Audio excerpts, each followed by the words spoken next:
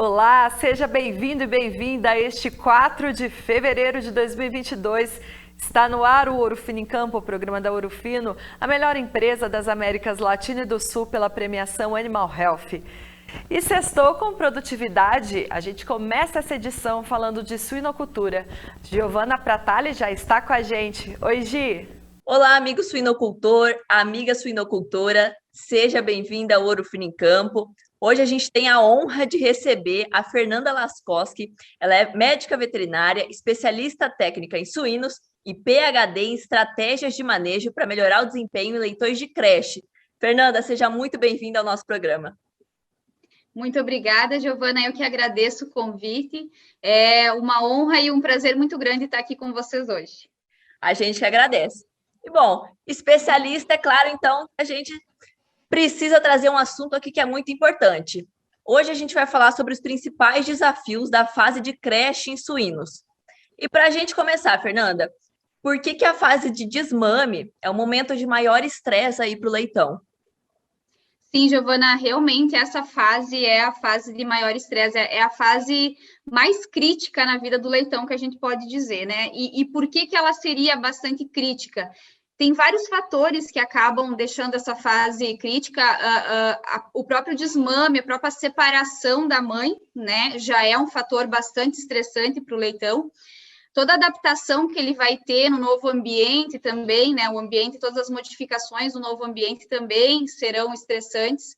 Aquela questão da transição do alimento, né? Do alimento líquido, né? Que ele vinha consumindo leite nessa fase, e aí ele vai ter que buscar uma nova fonte de alimento que vai ser exclusivamente sólida. Então, essa transição também acaba sendo muitas vezes crítica para o animal. E junto com isso, tem uma questão que é a dificuldade na adaptação dos comedouros e bebedouros, né? Eu particularmente acredito que isso seja uma das questões mais críticas para o leitão, né? Entender onde é a nova fonte de alimento dele.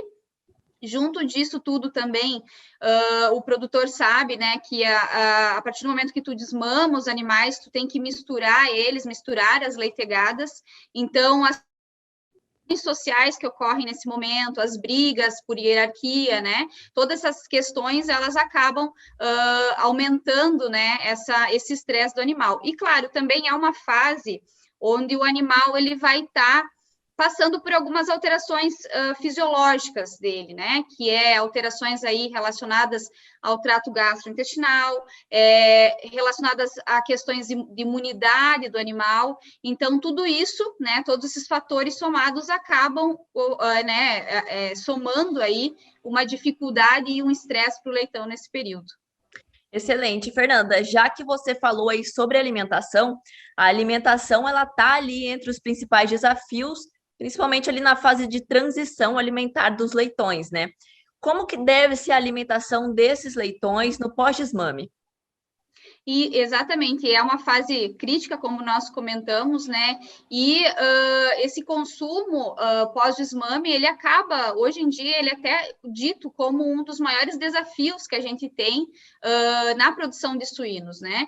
Perfeito, Fernanda. A gente está falando, então, ali realmente deixar um ambiente aconchegante, digamos assim, né? Com bem-estar, para que o leitão tenha ali sua maior adaptação, né? E aí também está relacionado muito à troca de ambiente, que também pode causar o estresse para o animal. Como que o suinocultor ele pode preparar esse ambiente para receber esses novos leitões? Exato, exatamente, Giovana. É fundamental que o suinocultor entenda que, a partir do momento em que o leitão estiver na zona de conforto dele, todos os nutrientes que ele absorveu através da ração, ele vai depositar em desempenho e não depositar em manutenção corporal, né? Ele precisa estar na sua zona de conforto para que o seu potencial máximo seja, né, expressado. Então, é importante também entender que o leitão lá na maternidade, ele está próximo à porca, ele está num ambiente mais aquecido, né, com escamoteador, ele ele vai estar ali em torno de 28, 30 graus, né? Então, é importante que quando ele vá para a creche, ele mantenha essa temperatura inicial, né, na creche. E aí, claro, ao longo das semanas, o leitão vai necessitando de uma temperatura um pouco menor, né? Vai variando essa temperatura, mas que haja, né, uma preparação para que quando o animal chegue, a sala já esteja aquecida, já esteja limpa, já esteja desinfetada e preparada para receber esse animal, né? Então, principalmente em regiões mais frias do país, né, é importante que se tenha fontes de aquecimento para que mantenha uma temperatura ideal nessa instalação. Também manejos de cortina, né, que o produtor entenda a importância e se faça com bastante frequência esse manejo de cortinas, para que não só a temperatura seja mantida, mas também uma umidade, uma ventilação adequada seja oferecida ao local. E um outro ponto bastante importante é a questão das variações bruscas de temperatura, né? No sul, nós temos aí dias que variam muito a temperatura, né, ao longo do dia, então é importante que não haja essas variações bruscas, que se mantenha uma temperatura mais constante, porque variações bruscas de temperatura são muito prejudiciais para o leitão nessa fase, né? Podem ocasionar aí problemas entéricos, problemas respiratórios, que é o que a gente não deseja, né? Então, e outro ponto que eu acho bastante importante comentar é que é indispensável que a gente consiga estar avaliando e observando o comportamento do leitão, né? Eu costumo dizer que o melhor termômetro do leitão da fase, né, da creche, é o comportamento do leitão. Então, como que o leitão está se comportando nesse barracão, né, nessa sala, se ele está ativo, leitões geralmente que ficam muito agrupados, eles estão sentindo frio, né? Então, tudo isso é importante, todos esses fatores são importantes para que se mantenha um ambiente ideal para a fase, né? Porque uma zona de conforto, como a gente falou, uma sensação térmica ideal vai vai garantir que o leitão tenha uma eficiência muito boa na fase, e não só eficiência, mas uma saúde ideal para esse período, né? Excelente. Fernanda, e para a gente fechar, existem outros cuidados que também são muito importantes para que o leitão ele tenha um bom desempenho nesse período? Sim, Giovana, existem outros cuidados também, claro, é tudo uma questão de equilíbrio, né? Nós precisamos entender que existem fatores que eles precisam estar em equilíbrio para que o animal se desenvolva bem, né? Então, a sanidade, a nutrição, o manejo estejam muito bem adotados para essa fase, mas existem alguns outros pontos, como eu acho bastante crucial, é a questão da qualidade do leitão ao desmame. Então, que o animal tenha uma boa idade, um bom peso ao desmame, isso acaba sendo um dos pontos chaves aí para que ele tenha um bom desenvolvimento na fase também. Outras questões, como já foram comentadas, mas também são importantes ressaltar, que é que ele esteja em um ambiente ao qual ele consiga aí uma boa manutenção das suas exigências, um ambiente limpo, que haja entre os lotes ali, entre os intervalos de lotes, seja feita uma boa limpeza, uma boa desinfecção do ambiente, também que a gente consiga fornecer sempre ração e água à vontade e que seja de boa qualidade, né? A questão também de um programa nutricional que seja específico para a fase, isso também é uma coisa, é algo imprescindível, né? E também que seja de acordo com as necessidades desse animal, sejam realizadas aí a identificação, né? De acordo com o manejo, uma boa identificação de animal doente, um bom tratamento de animais doentes quando necessário, a inserção de programas de vacinação que sejam desenhados e sejam de acordo com os desafios que a granja esteja enfrentando. Então, todos esses fatores, esses cuidados, com certeza, vão aí auxiliar na garantia de um bom desenvolvimento desse leitão e vão fazer com que esse leitão expresse aí o seu máximo potencial ao longo da fase. Perfeito, então é realmente isso, né? É um conjunto de vários fatores que no final a gente vai ter lá um leitão saudável, com bom desempenho. Então, é importante que o suinocultor ele fique atento a todos esses pontos aí que a gente falou ao longo da entrevista, não é? Exatamente. Perfeito, Fernanda. Muitíssimo obrigada por sua participação. pelas ricas informações aí para o suinocultor e para nossas amigas suinocultoras. Tenho certeza que a gente pôde aí sanar uma boa parte das dúvidas aí do pessoal. Você pode ter uma vaca ou novilha em perfeito estado que acabou não emprenhando por algum tipo de falha reprodutiva. Mas calma, a gente tem uma alternativa para você. Veja uma fazenda do Rio Grande do Sul que investiu na técnica de indução à lactação. O casal Eric e Amable já não está mais na lida do campo, mas eles lembram com carinho da época em que compraram as primeiras vacas para a fazenda, há mais de 35 anos. E não tinha toda essa tecnologia, a ordenha era manual. Começamos com um pouquinho de vaca e fomos indo. Começamos com umas 6 vacas mais ou menos, depois fomos comprando mais uma.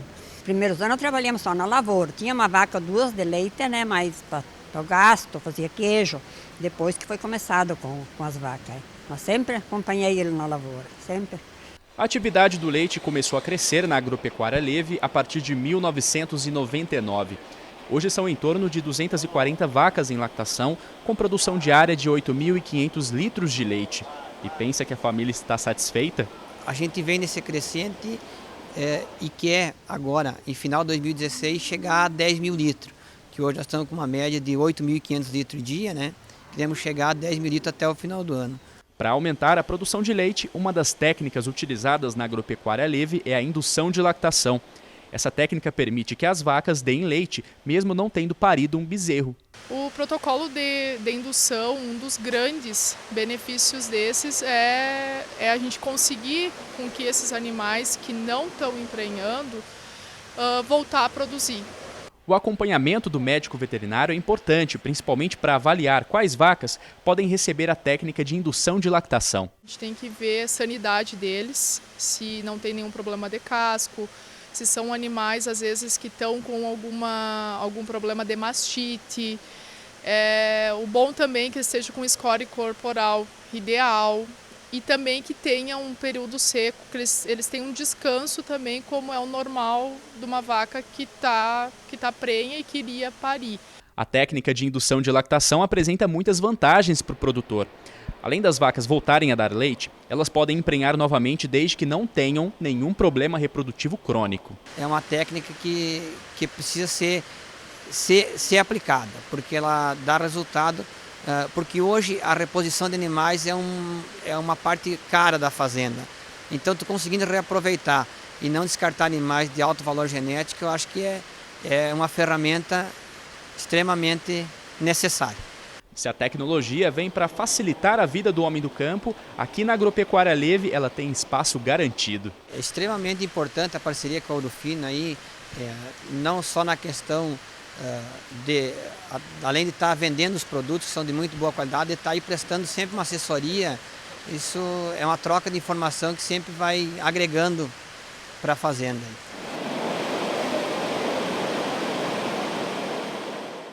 E agora tem o time de atendimento ao cliente para fechar a semana com chave de ouro. Oi, Ju! Oi, pessoal que está assistindo o Ouro Fino em Campo. Foi um prazer passar a semana inteira com vocês, compartilhando as principais dúvidas que chegaram nos nossos canais de atendimento. E para fechar a semana, o cliente quer saber quais são as principais perdas que uma propriedade leiteira pode ter se tem muitos animais com doença de casco. Então são muitas coisas, mas a gente separou as principais, que são a diminuição nessa produção de leite, uma redução da ingestão de alimentos, então a gente vai ter uma perda de peso desses animais, a gente vai ter um menor intervalo entre partos, porque a gente vai diminuir a taxa de concepção. Então, consequentemente, vai ser uma menor eficiência reprodutiva. Então, é muito importante fazer uso das medidas preventivas, como o casqueamento e o uso de pé dilúvio.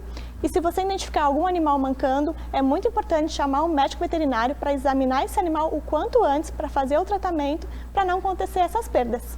Obrigada, Ana, pela sua participação. Essa edição termina aqui. Obrigada pela sua companhia. Bom final de semana, mas não esqueça, viu? Amanhã, 9h30 da manhã, pelo horário de Brasília, a gente está aqui na telinha do Terra Viva com um bate-papo mais do que especial. Até mais, tchau!